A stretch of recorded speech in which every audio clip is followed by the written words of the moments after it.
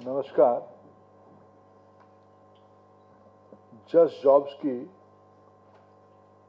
President and executive director Sabina ji, मेरे मित्र Azim Premji foundation की सीईओ अनुराग बेहर जी, यहाँ सभी आदरणीय अतिथिगण और इस डे लॉन्ग वर्कशॉप में भाग लिए हुए सभी महानुभाव, मैं सबीना जी का और अनुराग जी का आभारी हूँ। आप जैसे विद्वत जनों के साथ मिलने का एक उन्होंने अवसर दिया। अवसर की भी ये अवसर भी एक अच्छा कारण पे हुआ। मेरे को बताया गया ये जो संस्था जस्ट फॉर जॉब्स भारत में ऑब्जेक्टिव तरीके से कुछ विषय को एनालिसिस करने के लिए काम कर रहा है। अपने नाम के साथ ही उसकी परिचय होती है। अभी मैं शिक्षा विभाग की दायित्व में हूँ तो थोड़ा मेरा एज के साथ मैं नई पीढ़ी की मानसिकता को समझ रहा था।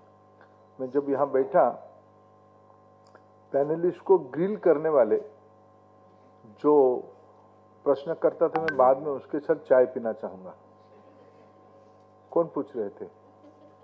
मैं जब यहाँ आया, अच्छा वो ऐसे ही करते हैं, कुछ लोग ऐसे भी होते हैं, प्रश्न उठा के चले जाते हैं।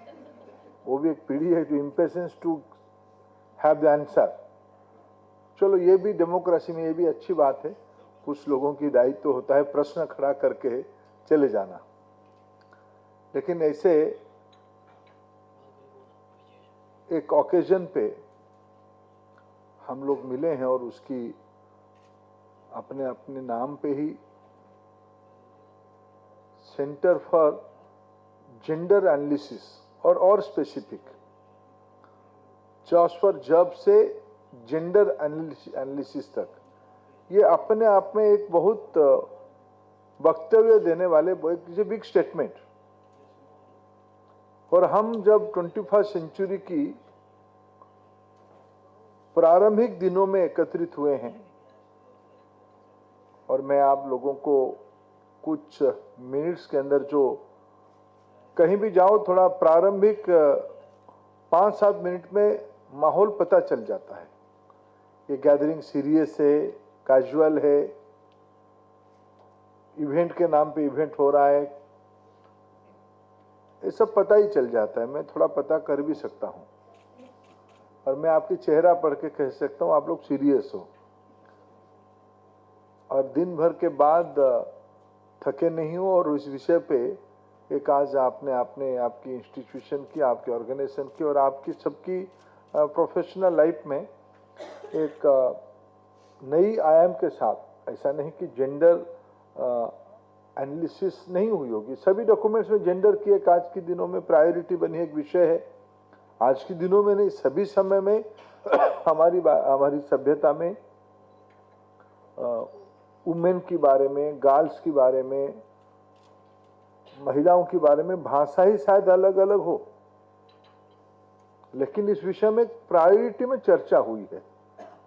जब कोई भी विषय पे हम डिस्कशन करते हैं, चर्चा करते हैं, निश्चित रूप में उसमें कुछ पॉजिटिव आउटकम भी निकलता है, कुछ लर्निंग होती है, कुछ एक्सपीरियंस होता है, उसी से हम लोग आगे बढ़ते हैं, उसी को हम पॉलिसी डॉक्यूमेंट में कन्वर्ट करते हैं। प्रेरिता बैठी है, मैं उसको कहीं कहीं जाना पहचाना। मेरे जब रिवेलियन कह रहा था, मेरे घर में भी रिवेलियन लोग हैं और नए सोचने वाले लोग हैं, मैं उसको याद कर रहा था। मित्रों, हम जिस समय पे यहाँ हैं, हमारी देश में मैं पढ़ाई में पॉपुलेशन साइंस की पढ़ाई किया, पॉपुलेशन स्टडीज में पढ़ाई किया। तब से मेरे यूनिवर्सिटी डेज से मेरे को लगता था कि हमारे देश में जिस प्रकार की हम पॉलिसी बनाते हैं, तो पॉलिसी वगैरह की बहुत धारणा नहीं थी।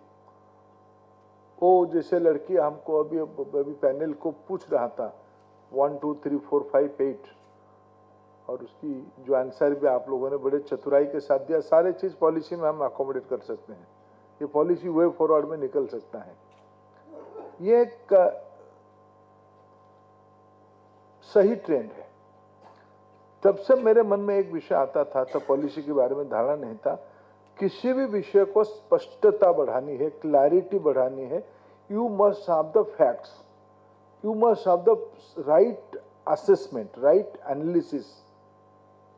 हम 140 करोड़ देश में, 144 करोड़ हो गए हैं, 144 करोड़ देश में दुनिया की एक लार्जेस्ट इकोनॉमी, और हमारी देश की विशेषताएं अनेक है। यहाँ सुपर रिच भी है। बॉटम ऑफ पिरामिड की कोई डेफिनेशन हम बनाते हैं तो बॉटम ऑफ पिरामिड की सबसे निचले पायदाने के लोग भी हमारे देश में हैं। सबकी एस्पिरेशन है, डेमोक्रेसी है, सबके लिए इक्वल राइट्स हैं, सबके लिए कॉन्स्टिट्यूशनल प्रोटेक्शन है।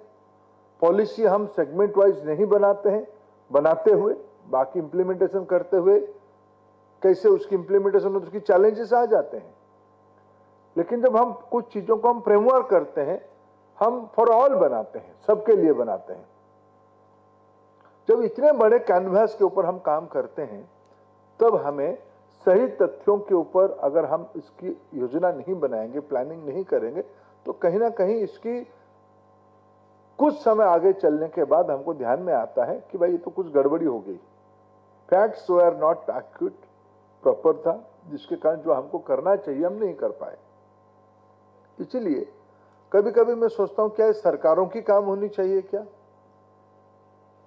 सरकार की काम तो है ही, बेसिक फैक्ट को इकट्ठा करना सरकारों के हाथ में प्रिविलेज रहता है, रेस्पॉन्सिबिलिटी भी रहती है। उसके बाहर कुछ संस्थाएं होते हैं, प्रारंभिक दिनों में, यानी कोई भी एक मॉडल को चलाते हुए प्रारंभिक दिनों में कुछ रिएक्शनरी फोर्सेस भी रहते हैं। ये क्यों नहीं हुआ, ये होना चाहिए, एक एब्स्ट्रैक्ट तरीके से हम एक प्रश्न खड़ा करते हैं। फिर जब मैच्योरिटी बढ़ती है, फिर आता है कि तो इसमें मेरा भी कुछ रोल है, मेरा भी कुछ दायित्व है। कभी कभी आप मैच्योरिटी को, परिपक्वता को अगर थोड़ा गहराई से उसकी फिलोसफी तक पहुंचोगे तो मैच्योरिटी का अर्थ क्या है, स्टेबल के अर्थ क्या है, परिपक्व के अर्थ क्या है, जिसमें एक रेस्पॉन्सिबिलिटी जुड़ती है। मैं जस्ट फॉर जॉब्स को अपने जर्नी में कभी लगा होगा कि हमें भी कुछ रेस्पॉन्सिबिलिटी लेनी चाहिए, फैक्ट आधारित, न्यूट्रल, जस्ट, एक्यूरेट। कोई भी डॉक्टर अपने मरीज को दिखते हुए अगर ट्रीटमेंट करने की पहले उसकी डायग्नोसिस ठीक से कर पाएगा, तब जाके उसकी ट्रीटमेंट ठीक होगी। सोसाइटी एक ऑर्गेनिक एंटिटी है। ऑर्गेनिक एंटिटी को ठीक करने के लिए उनकी सारे घटकों की, सारे स्टेक होल्डर्स की असेसमेंट सही होनी चाहिए। और यहां तो हमारी, जिस बारे में आज हमने इस केंद्र को लोकार्पित किया, जब जेंडर के बारे में हम कहते हैं, स्वाभाविक हम उस दो जेंडर तो दो ही है, मेल एंड फीमेल, एक हम और सुपर सेंसिटिव तरीके से हम उसको और वर्गीकरण कर सकते हैं, लेकिन ब्रॉडली हम मेल एंड फीमेल कहते हैं। और ये मानना है कि due to some historical background, historical reason, women are little bit disadvantageous than men, male। ये एक धारणा है, ये अपना अपना व्यक्तिगत मत हो सकता है। अभी कभी उसको थोड़ा एनालिसिस करो तो ये भी उल्टा पड़ता है, ऐसा नहीं है। कई मामलों में महिलाओं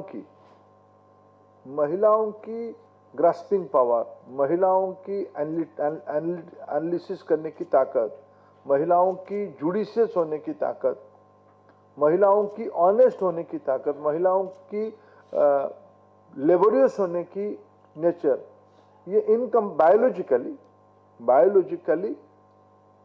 इन कंपैरिजन मेल ज्यादा होता है, लेकिन एक परसेप्शन बनी है, एक नैरेटिव बनी है कि उसके कारण वो नैरेटिव सिर्फ बनी नहीं है, कुछ कारण है। हम कोई भी चीजों में अभी हम लोगों का देखने का एक दृष्टिकोण बनती है। हमें अगर 21st सेंचुरी की प्लानिंग करनी है, हमें अगर प्रधानमंत्री जी की कही हुई विकसित भारत की टारगेट को लेकर आगे बढ़ना है, तब हमें एक जस्ट सोसाइटी की प्लान करना पड़ेगा। जस्ट सोसाइटी में इक्वल राइट्स है, इक्वल रेस्पॉन्सिबिलिटी भी है, equal distribution of every resource है।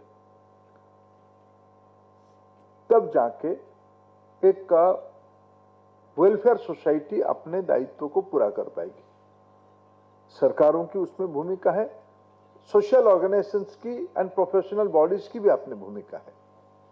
इसलिए आप जो आज इकट्ठा होकर इस काम को किए हो, कॉन्स्टिट्यूशनल प्रोटेक्शन अनेक, पॉलिसीज भी अनेक है। मैं पिछले 9 साल में सरकार के अंदर रह के काम करने में मेरे अनुभव हो रहा है, चैलेंज प्रैक्टिस में है, चैलेंज उसको एक कैरेक्टर में परिवर्तन करने में, चैलेंज उसको एक नेचर में परिवर्तन करने में, चैलेंज उसको एक इकोसिस्टम खड़ा करने में है। कभी कभी एक विषय को करते करते उसमें से थोड़ा बोरियत भी आती है, थोड़ा मोनोटोनस हो जाता है, थोड़ा टेकन फॉर ग्रांटेड उसमें आगे आता है, फिर उस हिसाब से लैंग्वेज बनती है, फिर उसके साथ परसेप्शन जुड़ता है, नैरेटिव बनती है। इसलिए सोशल डायनेमिक्स को ध्यान में रखते हुए हर एक समय में इनोवेशन, टेक्नोलॉजी के कारण बहुत डिसरप्शन हो रहा है।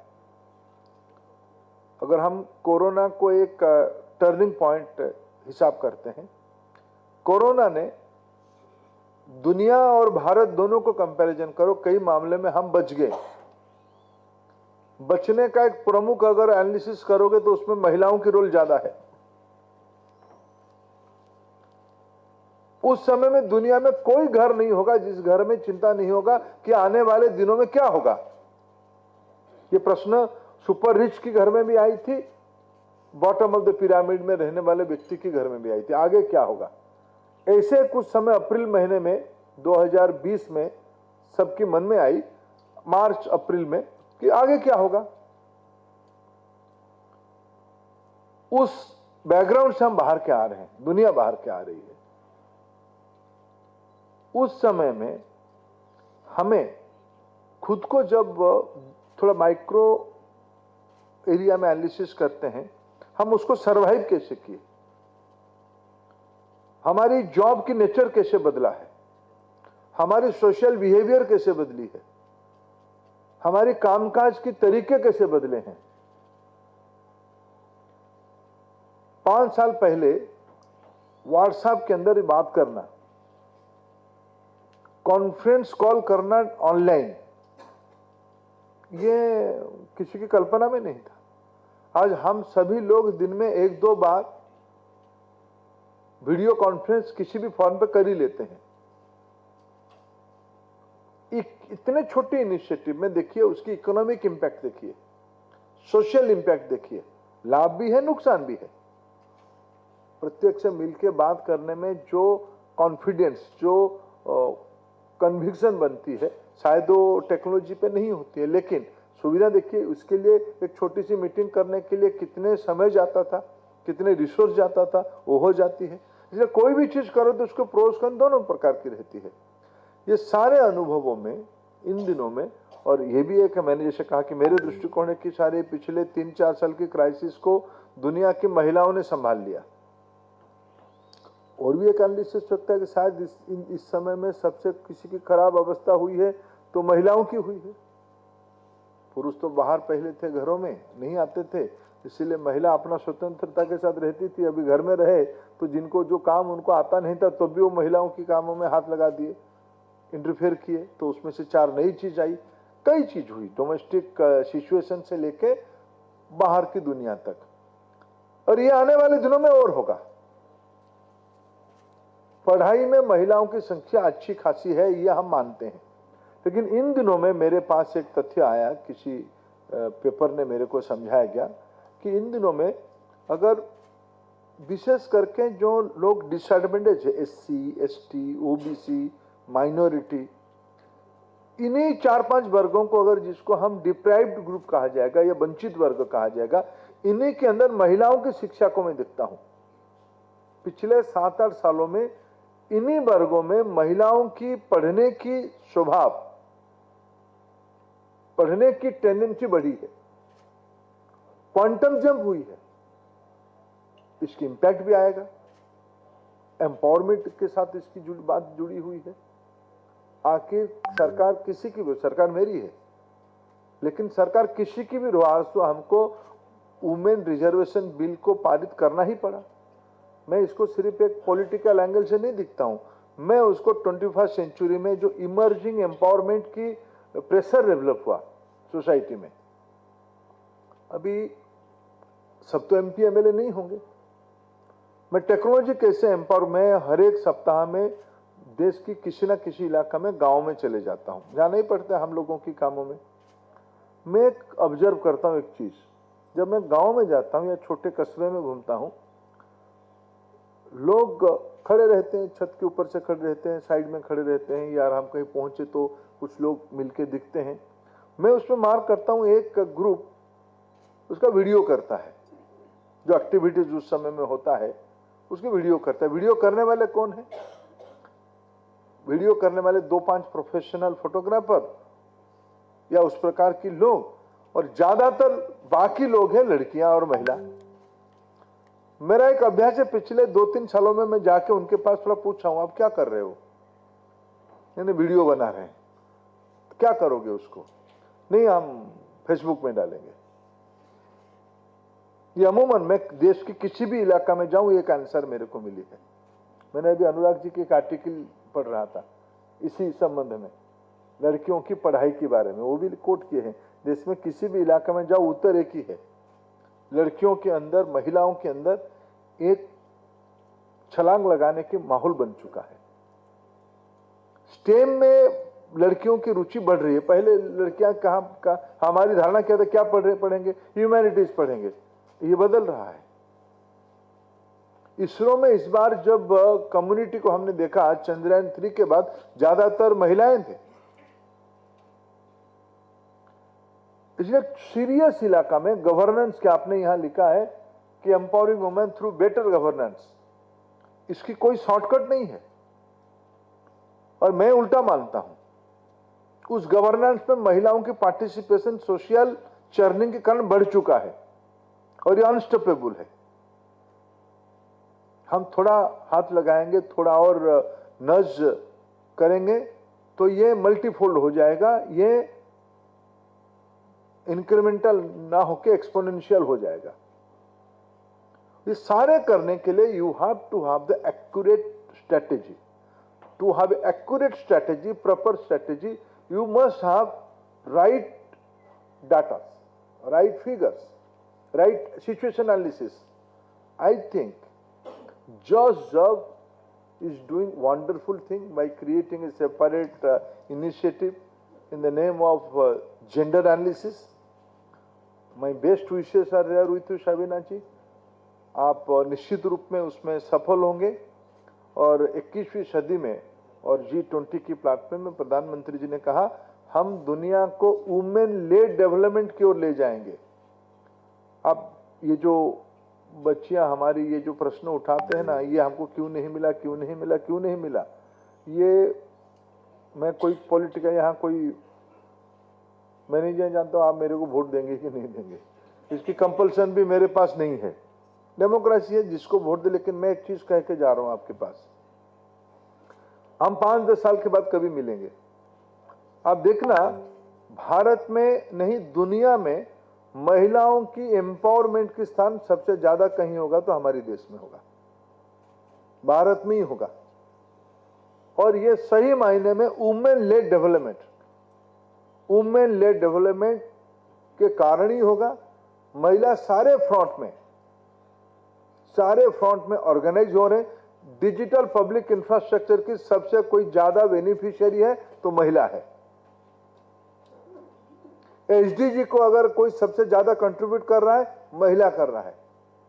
एनर्जी कंजर्वेशन में कोई सबसे ज्यादा कंट्रीब्यूटर है तो महिला है। इकोनॉमी को स्ट्रक्चर में डालने के लिए सबसे ज्यादा कंट्रीब्यूशन किसका है तो महिला की है। आज चुनौती है, उस महिला की कंट्रीब्यूशन का हिसाब नहीं है। हम लेबर फोर्स में महिलाओं की कंट्रीब्यूशन को, हमारी आज की जो इकोनॉमिस्ट बैठे हैं, जो एनालिसिस करते हैं, हमारी डोमेस्टिक कंट्रीब्यूशन को इकोनॉमिक एंटिटी में कन्वर्ट नहीं कर पाते हैं।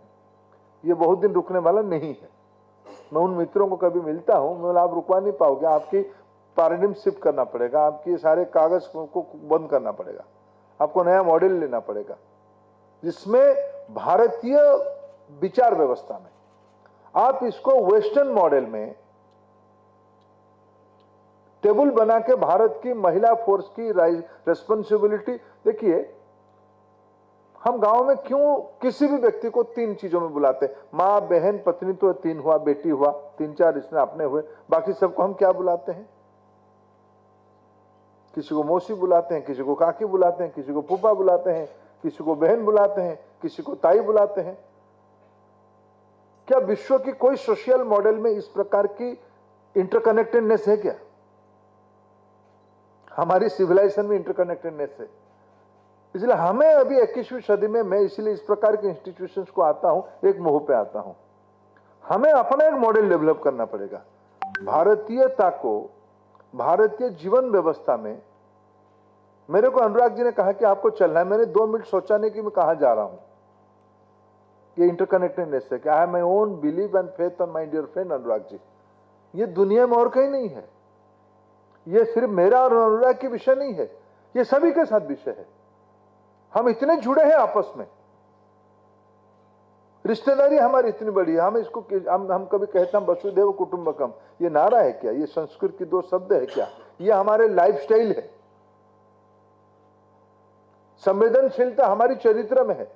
इसलिए हमें इस प्रकार की एनालिसिस करने वाला बॉडी, इस प्रकार की थिंक टैंक, इस प्रकार की सोशल ऑर्गेनाइजेशन एक मॉडल बनानी चाहिए, जिसमें भारत की जो लोग रहते हैं उनकी सोशल थिंकिंग, इनकी बिहेवियरल स्टाइल, इनकी इकोनॉमिक बिहेवियर, इनकी अडॉप्शन ऑफ टेक्नोलॉजी,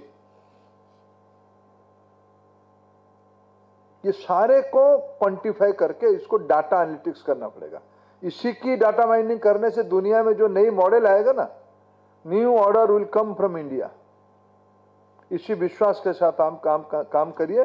5-10 साल के साथ मिलेंगे, ये जॉब्स फॉर जॉब और बड़ा हो जाए, और ये सेंटर फॉर जेंडर एनालिसिस दुनिया की मॉडल यही। अब 2 चीज है, सेंटर ऑफ जेंडर एनालिसिस के पास 2 रास्ता है। एक, एस्टैब्लिश वुमेन नैरेटिव को मैपिंग करने के लिए एक शॉर्टकट यूज करके, जो डिबेट हो रही थी, इसलिए मैं उस बच्ची के साथ में चाय पीना चाहता हूं कि एक एस्टैब्लिश नैरेटिव, इसको थोड़ा एग्रेसिव, थोड़ा little bit abusive, we are deprived, ये एक नैरेटिव है। मैं इसके अर्थ नहीं कहूंगा कि महिलाओं को अत्याचार नहीं है, अन्यायों को, उनको डिस्क्रिमिनेट हम नहीं करते हैं, हम करते हैं। इसमें कोई सोसाइटी के स्वभाव है कुछ चीजों में, लेकिन इसी में आप इसको देखोगे, या इंडियन इकोसिस्टम में जो चीज है, मेरा अपेक्षा रहेगा as a client, as a policy practitioner, मेरा अपेक्षा रहेगा सबीना जी, आप सेंटर फॉर जेंडर एनालिसिस में एक Indian model of human analysis करो, जिसमें उस महिला की ममता की क्वांटिफिकेशन दुनिया में कहीं होती है क्या? अफेक्शन की क्वांटिफिकेशन कहीं हुई है? आप डेवलप करो। पुअरेस्ट ऑफ द पुअर महिला दुख में रहते हुए भी दुनिया के बारे में कैसे सोचती है, उसकी क्वांटिफिकेशन हुई है क्या? इसकी एनालिसिस करो। वहीं से लेके आप भारत की माताओं की, बहनों की जो मूलभूत चरित्र है, मैं दुनिया में किसी के साथ कंपैरिजन करने के लिए अपेक्षा नहीं रख रहा हूं। अब आपकी जो अच्छाइयां है, जिसके कारण सिविलाइजेशन टिकी है, इसको आप एक ग्लोबल मॉडल बनाओगे। इसी शुभेच्छा के साथ आप सभी को धन्यवाद।